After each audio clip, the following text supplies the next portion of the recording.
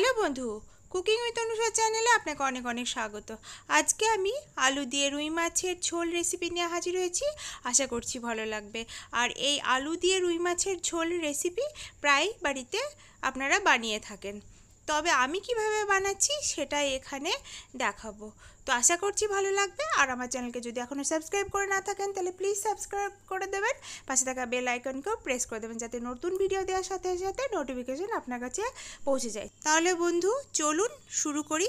প্রথমে একটা mixie jar নিয়ে নিয়েছি, এর মধ্যে 2 ইঞ্চি আদাকে টুকরো করে দিয়ে দিচ্ছি, আর একটা ছোট রসুনের কিছু কোয়া দিয়ে দিচ্ছি, আর 4টে কাঁচা লঙ্কা, আর কিছুটা জল দিয়ে দিচ্ছি। এবার একটা মসৃণ পেস্ট এখানে বানিয়ে নিচ্ছি।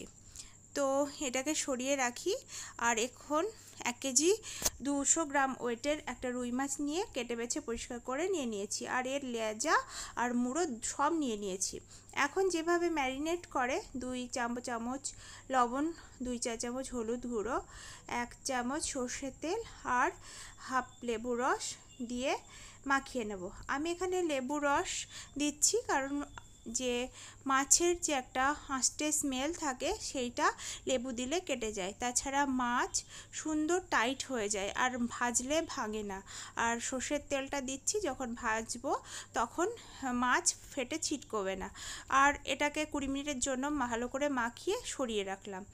আর এখানে 2টো আলু নিয়ে নিয়েছি, একটা বড় সাইজের আলু, দুটো আলুকে 6 টুকরো করে কেটে ধুয়ে জল ঝরিয়ে নিয়েছি। এখন ওভেন হাই ফ্লেম করে দিয়ে অন করে পাত্র বসিয়ে তাতে তেল গরম করে নিয়েছি ভালো করে।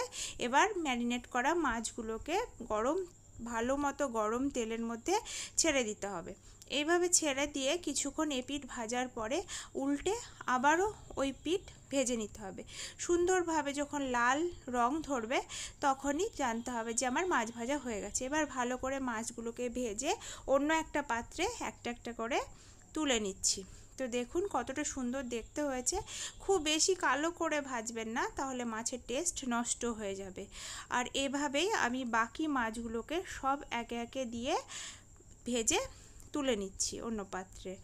এখন যে তেল রয়েছে পাত্রের মধ্যে মাছ ভাজা, সেই তেলের মধ্যে আমি কেটে রাখা শুকনো করে নেওয়া আলু টুকরোগুলোকে দিয়ে ভালো করে ভেজে নেব। তার জন্য আলু যাতে তাড়াতাড়ি ভাজা হয়ে যায় সেই জন্য আমি এখানে 1 চা চামচ লবণ আর কালারের জন্য 1 চা চামচ হলুদ গুঁড়ো দিয়ে ভালো করে লাল লাল করে আলুগুলোকে ভেজে অন্য পাত্রে এখন তুলে নিতে হবে।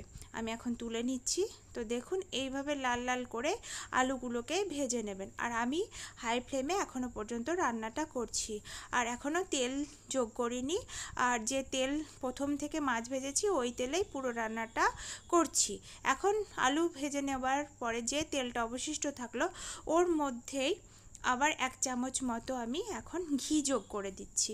এইভাবে ঘি দিলে খুবই টেস্ট হয় রুই মাছের রেসিপিটার, আমি যে রেসিপিটি করছি। এবার ফোড়ন দিয়ে দিলাম। ফোড়ন হিসাবে দিলাম এখানে হাফ চা চামচ 5 ফোড়ন, 2টো শুকনো লঙ্কা, একটা তেজপাতা, 4টে এলাচ, 4টে গোলমরিচ, 2 ইঞ্চি দারচিনি। এবার যখন সুন্দরভাবে গন্ধ ছাড়বে, তেল গরম হয়ে ভালোভাবে ফাটতে লাগবে, চটপট করে শব্দ হবে, তখনই পেঁয়াজ কুচি দিয়ে দিতে হবে। এখন যাতে পেঁয়াজ কুচিগুলো ভালোভাবে ভাজা হয়ে যায় এর জন্য এখানে 1 চা চামচ লবণ আর হাফ চা চামচ চিনি দিয়ে দিলাম। এই সময় চিনি দিলে গ্রেভির কালার খুবই সুন্দর হয়, আমি সব সময়ই বলে থাকি। তো এবার ভালো করে পেঁয়াজগুলোকে লাল লাল করে ভেজে নিয়ে, এই যে এখানে ফেনা হচ্ছে এই কারণে বোঝা যাচ্ছে না, কিন্তু পেঁয়াজটা আমার প্রায় লাল লাল হয়ে গেছে। তো হয়ে গেলে টমেটো কুচি দিয়ে দিতে হবে। এখানে একটা বড় মাপের টমেটোকে কুচি করে নিয়েছি, ওটাই দিয়ে দিলাম। এখন ঢাকা দিয়ে দেবো যাতে টমেটো আর পেঁয়াজ খুব সুন্দরভাবে তাড়াতাড়ি নরম হয়ে যায়। তো একটুখানা ঢাকা দিয়ে আবারও ঢাকা খুলে ভালো করে ভেজে নিতে হবে। এখানে আপনি চাইলে টমেটো পেস্টও দিতে পারেন, কিন্তু আমি এখানে টমেটো কুচিটাই দিলাম। টমেটো কুচি দিয়ে ভালো করে একটু নাড়াচাড়া করার পরে আমি এখানে ভেজে রাখা আলুগুলোকে যোগ করে আরও কিছুক্ষণ নাড়াচাড়া করে দিলাম। এবারে যে কাঁচা মশলার পেস্ট করে রেখেছি, আদা, কাঁচা লঙ্কা, রসুন, ওই পেস্টটা এখানে দিয়ে দিলাম।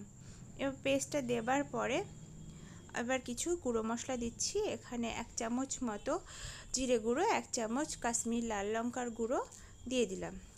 এবার ভালোভাবে মশলার যতক্ষণ না গন্ধ মানে কাঁচা গন্ধটা যাচ্ছে সুন্দরভাবে কষানো হচ্ছে লাল লাল করে, আর হচ্ছে তেল ছাড়া ছাড়া করে। দেখলেই বোঝা যায় যে কষানোটা হয়ে গেছে, তেল ছাড়লেই কষানোটা হয়ে যায়। তো দেখতেই পাচ্ছেন কতটা সুন্দর কালার এসে গেছে। তো আমার সম্পূর্ণরূপে মশলা কষানো হয়ে গেছে আলুর সঙ্গে। তো এবারে 2 গ্লাস মতো জল এখন দিয়ে দেব। এখন 2 গ্লাস জল দেবো, একটু মানে পাতলা ঝোল হবে, খুব পাতলাও হবে না। তো সেই জন্য আমি 2 গ্লাস জল দিলাম। আর জল দেওয়ার জন্য আমি আরও 1 চা চামচ হলুদ গুঁড়ো আর 1 চা চামচ মতো লবণ দিয়ে দিলাম। লবণ চিনি আপনারা এখানে স্বাদ মতো ব্যবহার করবেন, আর সেই সঙ্গে ঝালটাও পরিমাপ মতো আপনারা ব্যবহার করবেন। তো এখন সমস্ত উপকরণগুলোকে জলের সঙ্গে মিশিয়ে দিলাম, দিয়ে এবার 4টে কাঁচা লঙ্কা চেরা এখন দিয়ে প্রায় 10 মিনিট মতো ফুটতে দিলাম, কুক হতে দিলাম। আর রান্না হয়ে গেল 10 মিনিট পর এসে ঢাকনা খুলে আবারও নেড়ে দিতে হবে, আর দেখে নিচ্ছি যে আলুটা কতটা সেদ্ধ হয়েছে। এমনিতেই ভাজা আলু, আর 10 মিনিট কুক করার পরে সুন্দরভাবে সেদ্ধ হয়ে গেছে। এবারে ভেজে রাখা মাছগুলোকে যোগ করে দিতে হবে। এভাবে ভেজে রাখা মাছগুলোকে দিয়ে দেন। এখানে যদি জলের প্রয়োজন হয় তো আর একটু জলও আপনারা এখানে যোগ করতে পারেন, কিন্তু এটা গরম জল করেই দেবেন। তো এবারে কিছুটা ধনেপাতা উপর থেকে ছড়িয়ে দিলাম, দিয়ে এবার হালকা হাতে নাড়াচাড়া করে ভালো করে ধনেপাতার সঙ্গে মাছের সঙ্গে আলু আর গ্রেভির সঙ্গে মাছগুলোকে গ্রেভিতে ডুবিয়ে দিচ্ছি সুন্দরভাবে। এভাবে হালকা হাতে করতে হবে, নাহলে মাছগুলো ভেঙে যেতে পারে। তো এভাবে ভালো মতো করে ডুবিয়ে দিয়ে আরও কিছুক্ষণের জন্য রান্না করতে হবে। একটুখানা ফুটতে দিতে 2 মিনিট মতো রান্না করলেই হবে। মাছ ঝোলের মধ্যে দেবার পরে বেশিক্ষণ ফোটাতে নেই, তাহলে পরে মাছের একটা টেস্টটা অন্যরকম হয়ে যায়, মাছের গ্রেভির মধ্যে একটা অন্যরকম স্বাদ লাগে। তো এখন নামাবো, তার আগে আমি 1/2 চা চামচ মতো গরম মশলার গুঁড়ো এখানে দিয়ে দিচ্ছি, দিয়ে আবারও একটুখানা আলতোভাবে নাড়াচাড়া করে গ্রেভির সঙ্গে মিশিয়ে দিচ্ছি।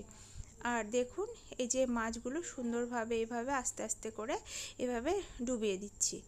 তো আলুগুলো দেখতে পাচ্ছেন কতটা সুন্দরভাবে সেদ্ধ হয়ে গেছে, আর এই লঙ্কাটা তো কাঁচা লঙ্কা যেগুলো দিয়েছিলাম পুরোটাই সেদ্ধ হয়ে গেছে, আর খুব সুন্দর দেখতে বসেছে কালারটা। এবার আঁচ কমিয়ে দিয়ে আরও 2 মিনিট মতো ঢাকা দিয়ে রেখে দিতে হবে, তারপরে বন্ধ করে দিতে হবে। এবার আমার সম্পূর্ণভাবে তৈরি আলু দিয়ে রুই মাছের ঝোল। তো বন্ধু এইভাবেই তৈরি করবেন, খাবেন, আর আমাকে কমেন্টসে জানাবেন কেমন লাগলো। ভালো লাগলে লাইক, কমেন্ট, শেয়ার, সাবস্ক্রাইব করে আমার পাশে থাকার অনুরোধ রইল। তো নেক্সট ভিডিওর সঙ্গে আবারও দেখা হচ্ছে। তো ততক্ষণে দেখতে থাকুন আর আমার সঙ্গে থাকুন। তো সম্পূর্ণ ভিডিওটা দেখার জন্য আপনাকে অনেক অনেক ধন্যবাদ। তাহলে আবারও বলছি বন্ধু, এইভাবেই আমি যেভাবে দেখালাম এইভাবেই তৈরি করে খাবেন, দেখবেন আলু দিয়ে রুই মাছের ঝোল খুবই মজার খেতে হবে।